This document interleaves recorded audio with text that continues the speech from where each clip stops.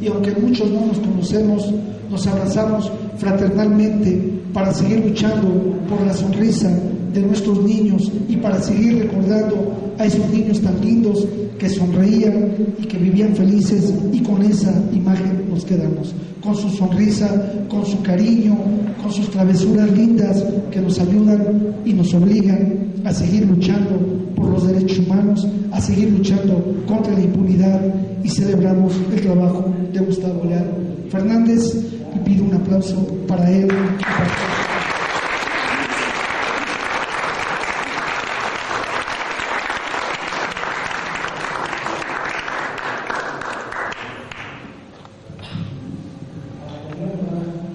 Muchas gracias, Adrián, por tus comentarios muy interesantes que van más allá de la materia propiamente de los derechos humanos. Yo nada más comentar nuevamente, siguiendo un poco los comentarios que hizo en su momento la doctora Mónica González Contrón, que en realidad cuando se pone este esquema de subrogación, se instaura, ¿no? Y se empiezan a abrir todas estas guarderías changarro. Se está pensando en los derechos de las mamás y los papás.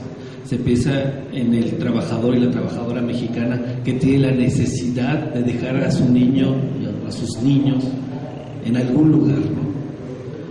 Pero no se está pensando en los derechos de los niños. Se está pensando en el derecho de ellos para que se les asista sin el cuidado de los niños, ¿no? Y por cierto lo hacen muy mal, como es bastante evidente. Pero se piensa en los derechos de los niños, en su derecho al desarrollo psicológico, emocional, en su salud, en su educación. No se está pensando en eso. Entonces, bueno, pues reflexiones que surgen de todo esto, y yo creo que pues debemos dar la palabra al autor para que nos invite a hacer otra lectura del texto para que ustedes se enteren de viva voz qué contenidos trata, y bueno, me dejo la palabra. Pues agradezco muchísimo a todos la presencia de ustedes, de muchos amigos que están aquí hoy, por supuesto de mi amigo y editor Valentín Cardona, de María Luisa, de Adrián, de Julio y la iniciativa del profesor Héctor, que facilitó este lugar. Y miren, yo voy a tratar de invitarlos a reflexionar en el final, porque ustedes tienen el libro, lo van a poder leer y releer, como muy bien dice María Luisa. Pero voy a tratar de participarles dos franjas de reflexión para seguir adelante con la agenda, diría yo, de la Suprema Corte de Justicia de la Nación, que es el tema. Muchas gracias. La primera franja de reflexión sería esta.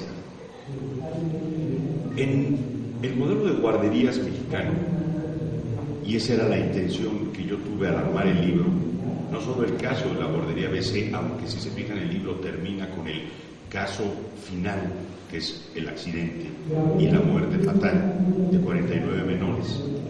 En este modelo mexicano, lo que tenemos son tres etapas.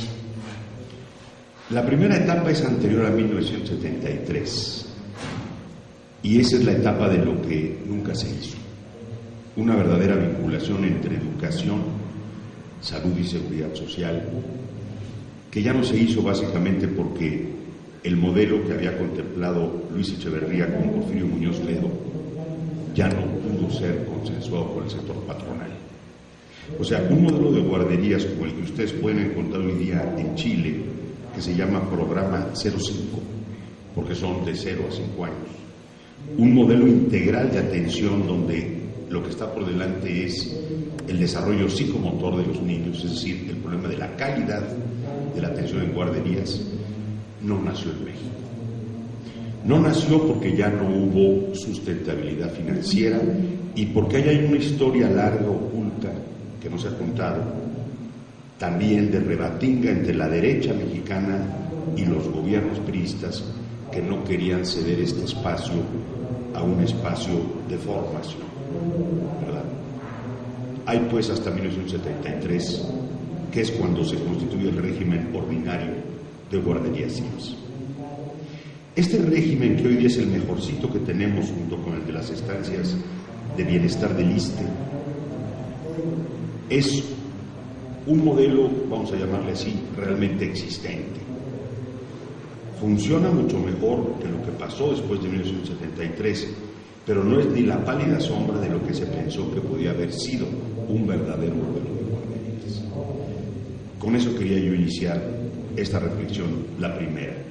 Hay antes de 1973, hay 1973, y lo que tenemos ahora que funciona en el INFI y en el ISSSTE con condiciones de seguridad e integralidad, y aquí viene lo importante, y tenemos después de 1973, donde aparecen estos modelos participativos que terminan en modelos de adjudicación y de subrogación, que son los responsables de la tragedia de Hermosillo. Realmente, discutir esto sería suficiente como para que la Suprema Corte de Justicia de la Nación ampliara el horizonte de su indagatoria. Es cierto, y lo consigné yo en el libro, que la agenda de preguntas que tiene la indagatoria tal vez no sea suficiente para plantear el fondo de este problema.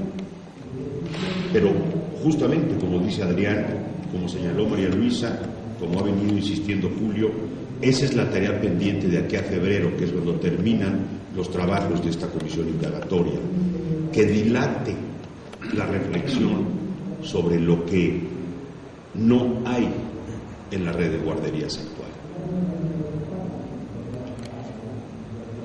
Quisiera enfatizar aquí que hay un punto que en el debate sobre la situación de las guarderías ha tenido presencia, pero no la que quisiéramos que tuviera, que es este problema de la calidad vinculado al desarrollo psicomotor de los infantes.